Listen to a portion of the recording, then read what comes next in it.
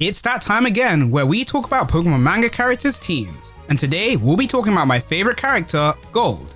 So let's get straight into things with his first member, Abo the Ambipom. His gender is male, he's level 83, has the ability Technician, and has the nature of Naive. Abo is one of the family Pokemon that stays in Gold's home. Because of that, we don't know exactly when he got it, but we do know that he's had it since he was young. Abo would evolve into an Ambipom in chapter 448. After training and learning the move Double Hit. Abo's moves consist of Scratch, Swagger, Double Team, Agility, Baton Pass, and Double Hit. Abo is a cool little guy who works perfectly at Gold's side, knowing exactly what Gold needs of him at all times, whilst also being super handy, pun intended, due to his tail-like hands that he uses to fling and carry things around.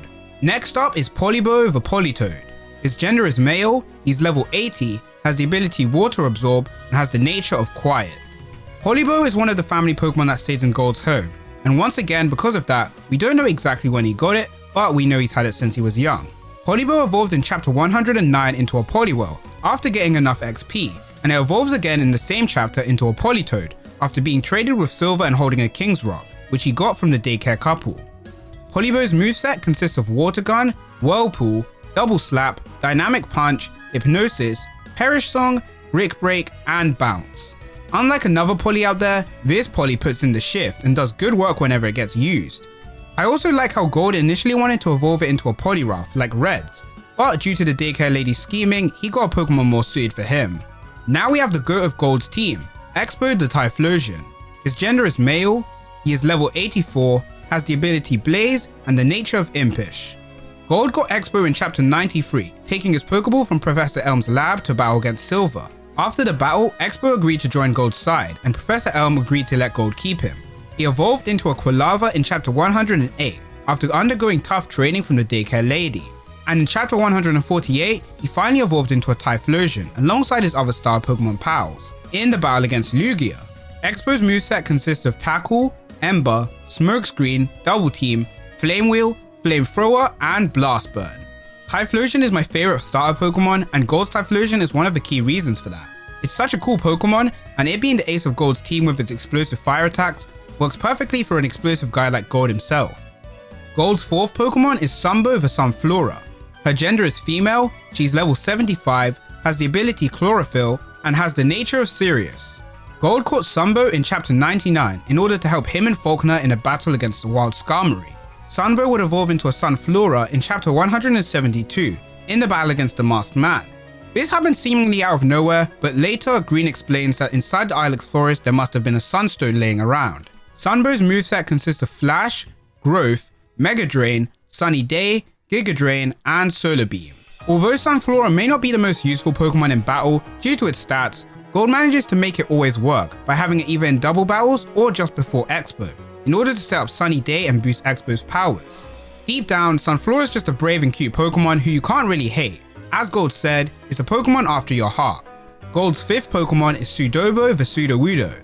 His gender is male, he's level 78, has the ability Sturdy, and the nature of Jolly. Gold caught Sudowoodo in chapter 106 during a race in Goldenrod City. At first, he fought against the Sudowoodo, but after realizing it was only hiding from a Rhydon that had captured Whitney, he teamed up with it and defeated the Rhydon, and Sudowoodo joined his team after taking a liking to it. Sudowoodo's moves consist of Focus Punch, Mimic, Low Kick, Dynamic Punch, Mud Slap, Flail, and Rock Tomb. Whereas Expo is the ace of the team, Sudowoodo is the trusty tank of the team, who can also deal a heavy bit of damage if he catches you. And of course, the most important detail, he has the cutest face in the world. Next we have Togebo the Togekiss. His gender is male, he's level 81, has the ability Hustle, and has the nature of Naughty. Gold was given this Togepi egg from Professor Elm in chapter 101, as he wanted Gold to hatch the Pokemon.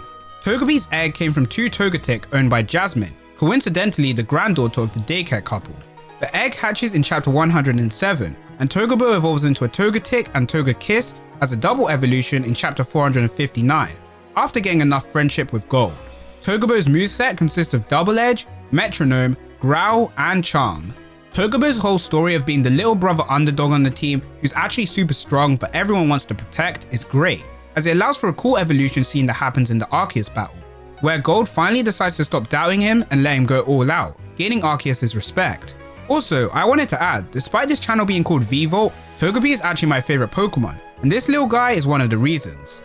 The final member of Gold's team that he keeps on hand is Peeboo the Pichu. His gender is male, his level is unknown, has the ability Static, and has the nature of Naughty. By the way, I'm pretty sure all Pokemon hatched by Gold will have the Naughty nature, as part of his hatcher ability. Gold gets Pichu's egg from its parents, Red's Pikachu and Yellow's Pikachu, in chapter 178, after protecting it from the Masked Man. In that same chapter, after inadvertently realizing his Dex Holder ability was the hatcher, he hatches the egg. Peeboo hasn't evolved and probably will never evolve in order to keep the trio of Pikachu parents and a Pichu child. Pichu only has 2 moves, being Flash and Volt Tackle. Peeboo is a cool little guy, and he gets Raiku's electricity in the final battle, allowing it to use a super powered Volt Tackle and get the victory. But other than that, it doesn't get to do much. Just think of him as the new little brother of the team. Now we have the Pokemon that Gold keeps in his storage box, which will combine into one, being Teebo the Mantine and the 20 Remoraid's. For Teebo, his gender is male, his level is 28, he has the ability Water Absorb and the nature of Calm. As for the Remoraid's, there's 20 of them, so just make it up. Teebo was caught in chapter 147 in the battle against Lugia. The Remoraid's on the other hand were caught by Crystal in chapter 142 as they were attacking the ship she was on. Yellow's uncle, the fisherman Wilton, then gave the Pokemon to Gold to use. In terms of moves, we only know that the Remoraid's all have Water Gun. Teebo did a good job as Gold's flyer for the time it had, but getting replaced by Togebo only made sense. But the idea of flying around with Mantine and Remoraid's using Water Gun as a jet is something only Gold would do. A new thing we'll be adding to this series is some small trivia to do with the teams. So let's get started with that. Gold's team has earned medals from taking part in the Pokeathlon. These medals being the Skill Medal, Power Medal, Jump Medal, Stamina Medal, and Speed Medal.